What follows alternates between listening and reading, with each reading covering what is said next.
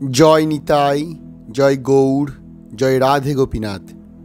আজ আমি আপনাদের সামনে উপস্থাপন করতে চলেছি বৃন্দাবনের স্বর গোস্বামীর অন্যতম গোস্বামী শ্রী জীব গোস্বামী সম্পর্কে।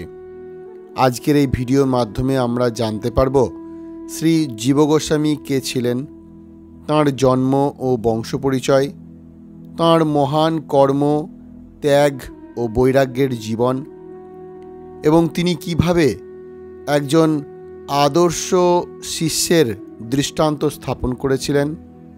মহাপ্রভুর প্রচার আন্দোলনে তিনি কিভাবে নিজেকে আত্মনিয়োগ করেছিলেন সে সম্পর্কে আজ আমরা এই ভিডিওর মাধ্যমে জানতে পারব।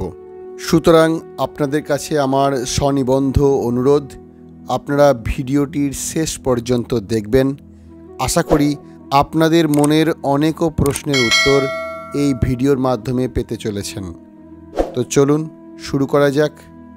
শ্রী সনাতন, শ্রী রূপ ও শ্রী বল্লভ, যাকে মহাপ্রভু নাম দিয়েছিলেন শ্রী অনুপম, এই তিন ভাইয়ের মহা ঐশ্বর্যময় সংসারে একমাত্র পুত্ররূপে আবির্ভাব হয় শ্রী জীব গোস্বামীর।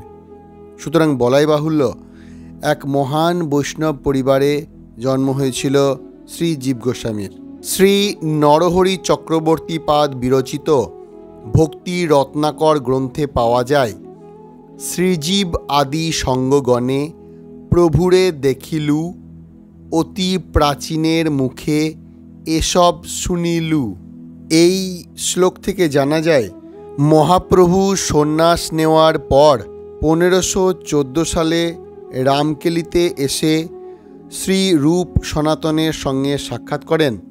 তখন শ্রীজীব গোস্বামী তার মায়ের কোলে অবস্থান করে মহাপ্রভুকে দর্শন করেছিলেন। এই হিসাবে অনুমান করা হয় শ্রীজীব গোস্বামীর বয়স তখন আনুমানিক 3 কি 4 হবে, আর সেই হিসাবে তার জন্ম সাল ধরা হয় 1510 থেকে 11 সালের আশপাশ। যাই হোক, তাঁর মতন মহান বৈষ্ণবের জন্ম সাল নিয়ে বিতর্কে যাওয়া আমাদের উদ্দেশ্য নয়। আমাদের উদ্দেশ্য তাঁর মহান কর্মজীবন সম্পর্কে আলোকপাত করা। কৃষ্ণলীলায় তিনি ছিলেন বিলাস মঞ্জরি, আর গৌরলীলায় তিনি ছিলেন রূপ সনাতনের ভ্রাতুষ্পুত্র শ্রীজীব গোস্বামী। মহাপ্রভুর সঙ্গে তাঁর সাক্ষাৎ সেই রামকেলিতে শৈশব অবস্থাতেই। সেটাই ছিল মহাপ্রভুর সঙ্গে তাঁর প্রথম ও শেষ সাক্ষাৎ। যাই হোক, শিশুটির প্রতিপালনে পরিপাটির অন্ত ছিল না। শিশুর গৌরবর্ণ অঙ্গ কান্তিতে গৃহ আলোকিত হতো। দীঘল নয়নে কি সুন্দর চাহনি, প্রতিটি অঙ্গে লাবণ্যের ছটা। রামকেলিতে শ্রী গৌরসুন্দর শুভাগমন করলে শিশুটি স্বীয় ইষ্টদেবের দর্শন সৌভাগ্য লাভ করেন। তখনই মহাপ্রভু তাঁকে শ্রী চরণরজ দিয়ে ভবিষ্যৎ গৌড়ীয় সম্প্রদায়ের আচার্য সম্রাট পদে অভিষিক্ত করে দেন। যদ্যপি শ্রীজীব তখন অতি শিশু, মহাপ্রভুর ভুবন মোহন রূপটি যেন তিনি দৃঢ়ভাবে হৃদয়ে ধারণ করলেন। শিশুর ভোজনে, শয়নে, স্বপনে ও জাগরণে সর্বদা সে দিব্য রূপের চিন্তা হতো।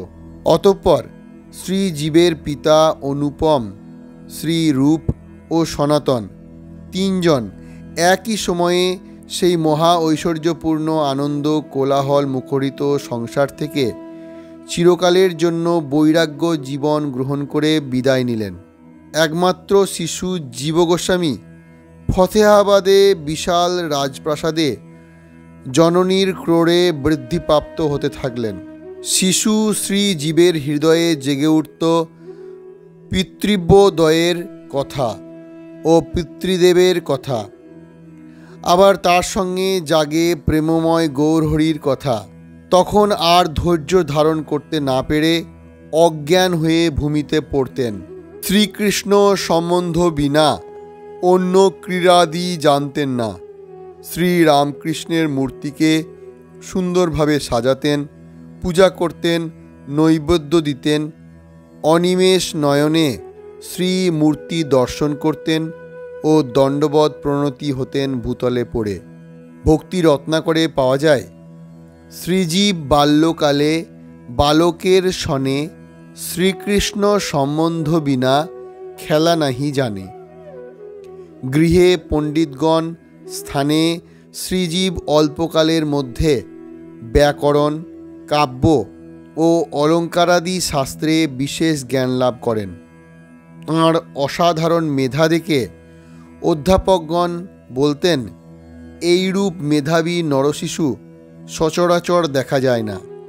এ শিশু পরবর্তীকালে মহাপুরুষ হবেন। শ্রীজীব বাল্যকালে অধ্যয়ন করতে করতে শ্রী গৌর নিত্যানন্দের কথা চিন্তা করতেন। একদিন শ্রীজীব স্বপ্নে দেখলেন শ্রীরাম ও কৃষ্ণ যেন নিতাই গৌরূপে নৃত্য করছেন। শ্রীজীবের মনে হইল মহা চমৎকার, অনিমেষ নেত্রে শোভা দেখো এ দোহার। করুণাময় শ্রী গৌরাঙ্গ নিত্যানন্দ শ্রীজীবকে চরণের ধূলি দিয়ে আশীর্বাদপূর্বক অন্তর্ধান হলেন। শ্রীজীবের স্বপ্ন ভঙ্গ হল। তিনি অন্তরে একটু আশ্বস্ত হলেন। মনে মনে চিন্তা করতে লাগলেন, সংসার ত্যাগ করে কবে একান্তভাবে মহাপ্রভুর সেবা করতে পারবেন। শ্রীজীব সংসারে একমাত্র পুত্র। জননী তাঁর বদনপানে চেয়ে সব দুঃখ ভুলে আছেন। পিতৃব্যদয় ও পিতা শ্রী বৃন্দাবন ধামে আছেন। শ্রীজীব এতাবৎকাল এরূপ ভাবনা করতেন। যখন শুনলেন পিতা অনুপম দেব গঙ্গা তটে দেহরক্ষা করেছেন, তখন তিনি দুঃখে অধীর হয়ে উঠলেন। দুনয়ন জলে নিয়ত সিক্ত হতে লাগল। স্বজনগণ কত সান্ত্বনা দিতে লাগলেন, কিন্তু কিছুতেই তাঁর মন শান্ত হল না। সংসার একেবারে দুঃখময় হয়ে উঠল। তিনি মনে মনে স্থির করলেন, আর তিনি গৃহে থাকবেন না। চরম বৈরাগ্য জীবন গ্রহণ করে বৃন্দাবনে তাঁর জ্যাঠা রূপ সনাতনের সেবায় নিজেকে আত্মনিয়োগ করবেন। অতঃপর শ্রীজীবের এই প্রকার দশা দেখে স্বজনগণ বললেন, নবদ্বীপে গিয়ে শ্রী নিত্যানন্দের শ্রীচরণ দর্শন করে যদি একটু শান্তি লাভ করে, শ্রীজীব তথায় যাক। শ্রীজীবের নবদ্বীপে যাওয়া ঠিক হল। দেশের যাত্রীদের সঙ্গে এক ভৃত্যসহ নবদ্বীপে যাত্রা করলেন। ফতেহাবাদ হইতে চলে এক ভৃত্য লইয়া। অন্তর্যামীর শ্রী নিত্যানন্দ প্রভু শ্রীজীব যে আগমন করছেন তা জানতে পারলেন। তিনি খড়দহ থেকে তাড়াতাড়ি নবদ্বীপে এলেন। এদিকে শ্রীজীব ক্রমে নবদ্বীপ নগরে প্রবেশ করলেন ও নগরের মনোহর শোভা দেখে মুগ্ধ হলেন। সাষ্টাঙ্গে গঙ্গাদেবীকে বন্দনা করলেন। জিজ্ঞাসা করতে করতে শ্রী নবদ্বীপে এসে লোকমুখে জানতে পারলেন শ্রীবাস গৃহে শ্রীমন নিত্যানন্দ প্রভু অবস্থান করছেন। শ্রীজীব দ্বারদেশে প্রেম ভরে ভূতলে দণ্ডবৎ হয়ে পড়লেন। শ্রী নিত্যানন্দ প্রভু শ্রীবাস পণ্ডিত সহ দ্বারে এসে শ্রীজীবকে ভূমি থেকে উঠিয়ে আলিঙ্গন করে বললেন, তুমি রূপসনাতনের ভ্রাতুষ্পুত্র? শ্রীজীব পুনঃ নিত্যানন্দ প্রভুর শ্রীচরণে দণ্ডবৎ প্রণাম নিবেদন করলেন।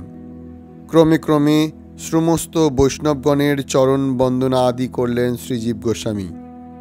বৈষ্ণবগণ পরম সুখী হলেন শ্রীজীবকে দেখে। শ্রী নিত্যানন্দ প্রভুর ভুক্তাবশেষ প্রসাদ পেয়ে পরদিবস প্রাতকালে শ্রী নিত্যানন্দ প্রভুর সাথে শ্রী সচিমাতার গৃহে এলেন।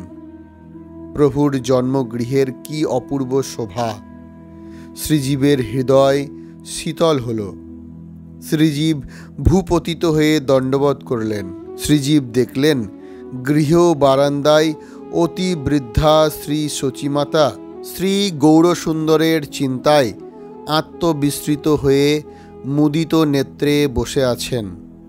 ভগবত জননীকে নমস্কার করে শ্রীমন নিত্যানন্দ প্রভু বসলেন।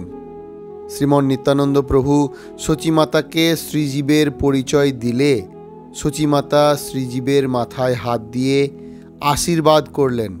সচীদেবীর আশীর্বাদ পেয়ে শ্রীজীব আনন্দ সাগরে ভাসতে লাগলেন।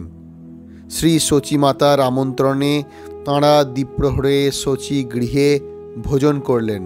কয়েকদিন শ্রীজীব গোস্বামী নিত্যানন্দ প্রভুর সঙ্গে নবদ্বীপে অবস্থান করে নবদ্বীপ ধামে প্রভুর বিবিধ লীলাস্থান সকল দর্শন করলেন।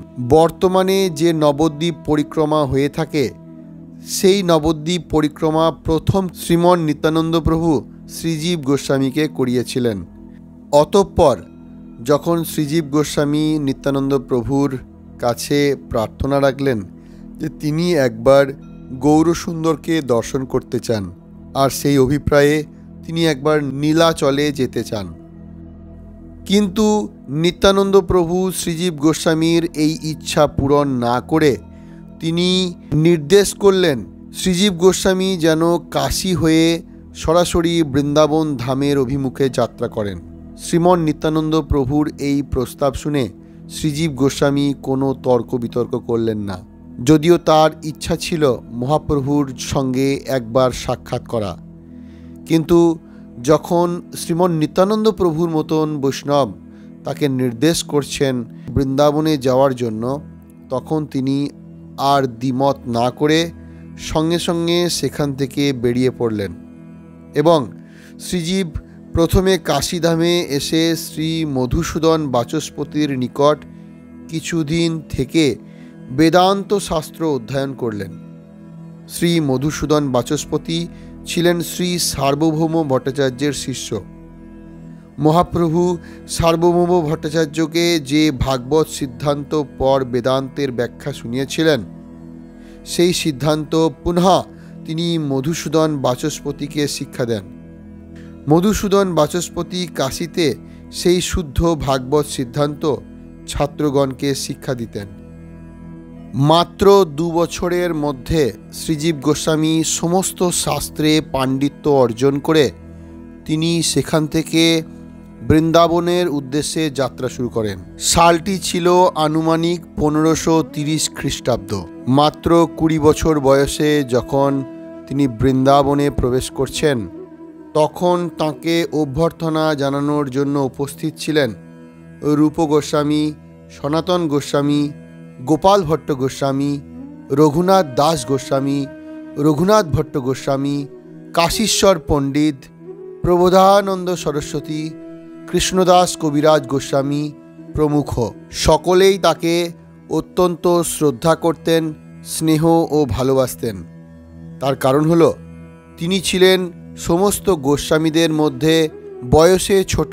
দ্বিতীয়ত, তিনি ছিলেন রূপ সনাতনের ভাইপো।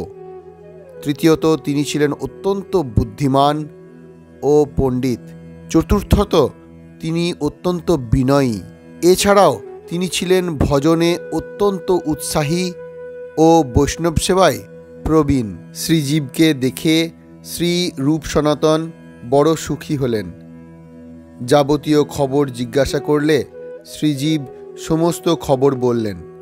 শ্রী রূপ গোস্বামী শ্রীজীবকে কাছে রেখে ভাগবত শাস্ত্র অধ্যয়ন করাতে লাগলেন এবং দাদা সনাতন গোস্বামীর নির্দেশে তিনি জীব গোস্বামীকে মন্ত্র দীক্ষা প্রদান করলেন। শ্রীজীব গোস্বামী অল্পকালের মধ্যেই ভাগবত সিদ্ধান্তে পরম পারদর্শী হয়ে উঠলে শ্রী রূপ গোস্বামী তাঁকে শ্রী ভক্তি রসামৃত সিন্ধু গ্রন্থ সংশোধন করতে দিলেন। শ্রীজীব গ্রন্থ সংশোধন করতে করতে দুর্গম সঙ্গমণি নামে একটি টীকা লিখলেন। শ্রী সনাতন গোস্বামী শ্রীমদ্ ভাগবতের 10ম স্কন্ধের টিপ্পনী শ্রী বৈষ্ণব তোষণী লিখলেন। এই গ্রন্থের সংশোধনও করেন শ্রীজীব গোস্বামী। শ্রী সনাতনের আজ্ঞায় শ্রীজীব ওই গ্রন্থের একটি সংক্ষিপ্ত সংগ্রহ লিখেছিলেন, নাম দিয়েছিলেন লঘু বৈষ্ণব তোষণী। এছাড়া শ্রীজীব গোস্বামী বহু গ্রন্থ ও গোস্বামী গ্রন্থের টিকাদি লিখেছিলেন। শ্রী রূপ সনাতন, শ্রী গোপাল ভট্ট, শ্রী রঘুনাথ ভট্ট, শ্রী রঘুনাথ দাস গোস্বামী, শ্রী কৃষ্ণদাস কবিরাজ গোস্বামী, শ্রী কাশীশ্বর পণ্ডিত, মধু পণ্ডিত, শ্রী জীব গোস্বামী প্রমুখের অপ্রাকৃত কাব্য মাধুর্য তৎকালীন বিদ্বজনকে মুগ্ধ করতে থাকে। ব্রজধামে এ এক সুবর্ণ যুগ আরম্ভ হল। শ্রীজীব নিয়মিতভাবে শ্রী রূপ গোস্বামীর ও সনাতন গোস্বামীর স্নানের জল আনতেন, মস্তকে তৈলমর্দন করতেন, আশ্রম পরিষ্কার করতেন, শ্রী বিগ্রহের অর্চন করতেন, ভিক্ষা করে নিয়ে এসে ভিক্ষা দ্রব্য দিয়ে ভোগরন্ধন করতেন ও গ্রন্থাদির সংশোধন করতেন। এমন সময় ঘটল এক ঘটনা। পুষ্টিমার্গের প্রবর্তক শ্রীমদ্ বল্লভাচার্য শ্রী গৌরসুন্দরের সঙ্গী ছিলেন। শ্রী রূপ ও সনাতন তাঁকে গুরুতুল্য সম্মান দিতেন। তিনি শ্রী রূপ সনাতনকে পরম স্নেহ করতেন ও বারবার তাঁদের দর্শনের জন্য আসতেন। একদিন হলো কি, শ্রী বল্লভাচার্য শ্রী রূপ গোস্বামীর স্থানে এলে শ্রী রূপ গোস্বামী দণ্ডবধ করে তাঁকে আসনে বসালেন ও সকৃত ভক্তি রসামৃত সিন্ধুর মঙ্গলাচরণ শ্লোকটি তাঁর হাতে দিলেন। তিনি পড়ে বললেন, সুন্দর হয়েছে, তবে একটু ভুল আছে। তিনি বললেন, ভুক্তি মুক্তি পিশাচিনী, এই জায়গাতে ভুল আছে, ইহা আমি সংশোধন করে দেব। যদিও রূপ গোস্বামী ভুক্তি মুক্তিকে পিশাচিনী বলেননি, বলেছিলেন ভুক্তি মুক্তি স্পৃহা পিশাচিনী। সুতরাং এই স্পৃহা কথাটিকে শ্রী বল্লভাচার্য অদেখা করে ফেলেন। তিনি ভুক্তি মুক্তিকে এতটাই গুরুত্ব দিয়ে ফেলেন যে স্পৃহা কথাটি তার অগোচরে থেকে যায়। তাই তিনি শ্রী রূপ গোস্বামীর লেখনীর মধ্যে ত্রুটি লক্ষ্য করেছিলেন। তারপর ভগবত তত্ত্ব সম্বন্ধে অনেক আলাপ আলোচনাদি করে সেখান থেকে বিদায় নিলেন। শ্রী রূপ দৈন্য করে পুনর্বার আসবার জন্য বললেন। তখন গ্রীষ্মকাল। শ্রীজীব শ্রীরূপের পিছনে দাঁড়িয়ে পাখা করতে করতে সব কথা শুনলেন। শ্রী বল্লভাচার্য শ্রীরূপের মঙ্গলাচরণ শ্লোকের কি সংশোধন করবেন শ্রীজীব তা বুঝতে পারলেন না। তখন তিনি কিছু না বলে পরে যমুনা ঘাটে জল নিতে এসে শ্রী বল্লভাচার্যের কাছে জিজ্ঞাসা করলেন, আপনি আচার্যের যে ভুল দেখাতে চেয়েছিলেন তিনি তা খণ্ডন করলেন। তিনি বললেন, তাঁর গুরুদেব ভক্তি ও মুক্তিকে পিশাচিনী বলেননি, ভক্তি ও মুক্তির স্পৃহাকে পিশাচিনী বলেছেন। এই কথা শুনে বল্লভাচার্য খুব সুখী হলেন। শুনি ভট্ট প্রশংসা করিল সর্বমতে। অন্য দিবস শ্রী বল্লভাচার্য শ্রী রূপ গোস্বামীর নিকট বিবিধ ভগবত প্রসঙ্গ আলোচনা করার উদ্দেশ্যে এলেন এবং শ্রীজীবের পরিচয় জানতে চাইলেন। যখন শ্রী রূপ গোস্বামী বললেন শ্রীজীব হল তাঁর ভ্রাতুষ্পুত্র এবং তাঁর শিষ্য, তখন বল্লভাচার্য তাঁর অত্যন্ত প্রশংসা করলেন। শাস্ত্রে যে অগাধ বোধ রয়েছে তার, সে প্রসঙ্গে তিনি বললেন। সেদিন তিনি ভুল উপলব্ধি করেছিলেন, শ্রীজীব গোস্বামী তাঁকে সংশোধন করিয়েছেন। এই বলে শ্রী বল্লভাচার্য নিজ স্থানে গমন করলেন। অতঃপর শ্রী রূপ গোস্বামী শ্রীজীবকে ডেকে অত্যন্ত শাসন করলেন। তিনি বললেন, তুমি এখানে বৃন্দাবনে এসেছ ভক্তি জীবন অবলম্বন করতে, ভক্ত হতে। তোমার ভক্ত হওয়ার যোগ্যতা নেই, কারণ তুমি একজন শুদ্ধ বৈষ্ণবকে অপমান করেছ, তার চরণে অপরাধ করেছ, তাকে শিক্ষা দিয়ে তার অভিমানকে ভঙ্গ করতে চেয়েছ। এখানে তোমার অপরাধ সঞ্চয় হয়েছে। সুতরাং তোমার আর বৃন্দাবনে থাকার কোনো যোগ্যতা নেই, তুমি গৃহে ফিরে যাও। এই বলে গৃহে ফিরে যাওয়ার জন্য আদেশ করলেন। অস্থির মনে পাণ্ডিত্য বুদ্ধি নিয়ে ব্রজবাস হয় না, এই বলে শ্রী রূপ গোস্বামী মৌনী হলেন।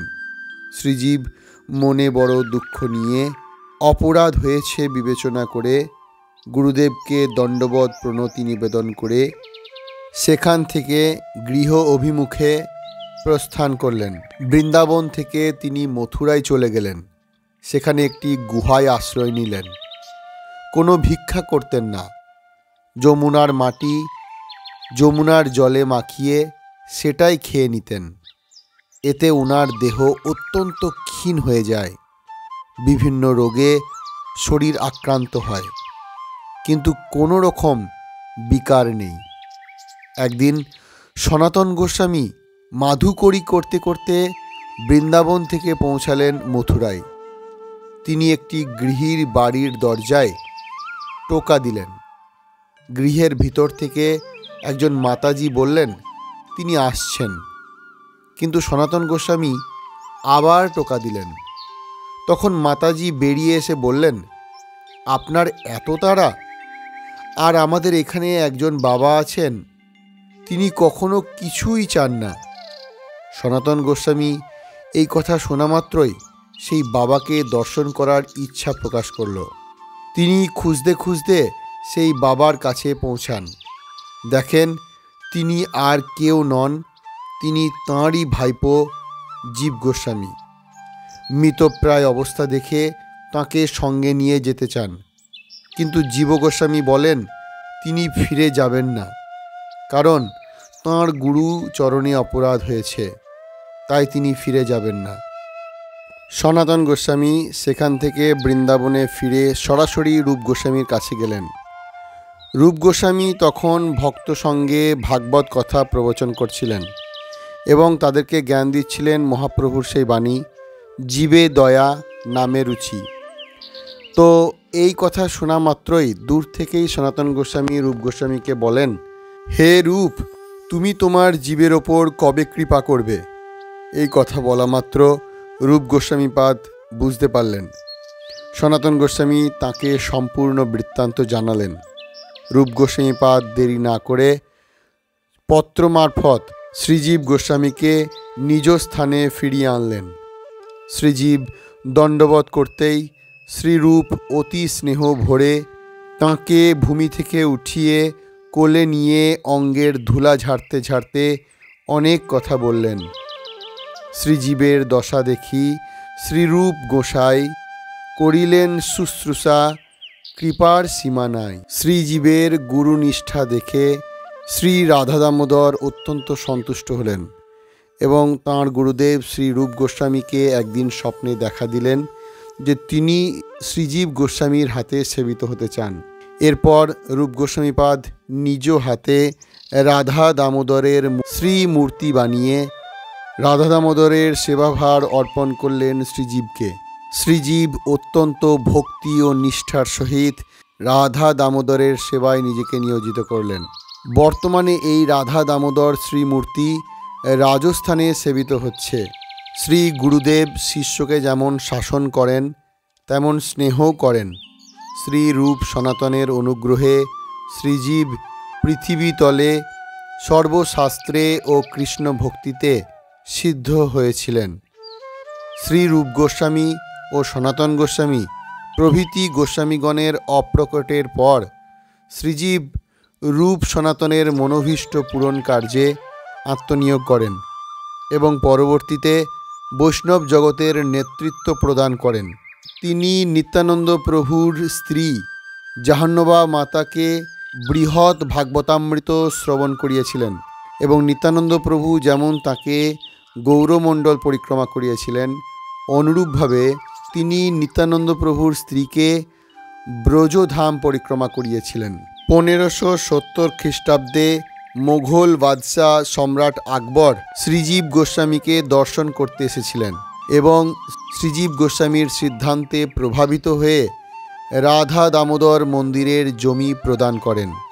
আরেকটি ঘটনাও শোনা যায়, একবার শ্রীজীব গোস্বামী রাজপুতদের সঙ্গে গঙ্গা যমুনা নিয়ে বাদশার যে বিবাদ হয়েছিল তার সুমীমাংসা করবার জন্য আগ্রা যান। যমুনার স্থান গঙ্গার ওপরে শ্রীজীব গোস্বামী প্রমাণ করেন। গঙ্গা শ্রীহরির পাদপদ্ম থেকে উদ্ভূত, যমুনা শ্রীহরি প্রেয়সী। এই কথা শ্রবণে বাদশাহ সন্তুষ্ট হয়ে শ্রীজীব গোস্বামীকে তুলট কাগজ ভেট দেন। বাদশাহ তাঁকে ভেট দিতে চাইলে তিনি এই ভেট নিয়েছিলেন। পরবর্তীকালে শ্রীমদ্ লোকনাথ গোস্বামীর অনুগ্রহ পাত্র শ্রী নরোত্তম ঠাকুর, শ্রী গোপাল ভট্ট গোস্বামীর অনুগ্রহ পাত্র শ্রীনিবাস আচার্য ও শ্রী হৃদয় চৈতন্য প্রভুর অনুগ্রহ পাত্র শ্রী শ্যামানন্দ, এই তিনজন শ্রীজীবের পরম কৃপাভাজন হলেন। সমগ্র গোস্বামী শাস্ত্র শ্রীজীব তাদেরকে পড়িয়েছিলেন এবং প্রচার করবার ভার তাদের ওপর দিয়েছিলেন। শ্রীজীব গোস্বামীর হাতের লেখা ছিল অত্যন্ত সুন্দর, একেবারে মুক্তোর মতো জলজল করত। তিনি তাঁর জীবদ্দশায় ব্যাসদেবের মতো 4 লক্ষ শ্লোক রচনা করেন, যার মধ্যে 2 লক্ষ শ্লোক প্রাপ্ত করা যায়, আর 2 লক্ষ শ্লোক এখন লুপ্তপ্রায়, যার কোনো সন্ধান মেলে না। তাঁর রচিত গ্রন্থাবলীর সম্ভার অপরিসীম, যার মধ্যে আমরা হয়তো কয়েকটি নামই উল্লেখ করতে পারি। তাঁর রচিত বিখ্যাত গ্রন্থাবলীগুলি হল শ্রী হরি নামামৃত ব্যাকরণ, ধাতু সূত্রমালা, শ্রী গোপাল বিরুদাবলী, শ্রী সংকল্প কল্পদ্রুম, শ্রী ব্রহ্ম সংহিতার টিকা, ভক্তি রসামৃত সিন্ধুর টিকা, দুর্গম সঙ্গমণি, শ্রী উজ্জ্বল নীলমণির টিকা, লোচন রচনী, শ্রী গোপাল চম্পু। তাঁর সবচেয়ে উল্লেখযোগ্য সৃষ্টি হচ্ছে ষট সন্দর্ভ, যার মধ্যে রয়েছে তত্ত্ব সন্দর্ভ, ভগবৎ সন্দর্ভ, পরমাত্ম সন্দর্ভ, কৃষ্ণ সন্দর্ভ, ভক্তি সন্দর্ভ ও প্রীতি সন্দর্ভ।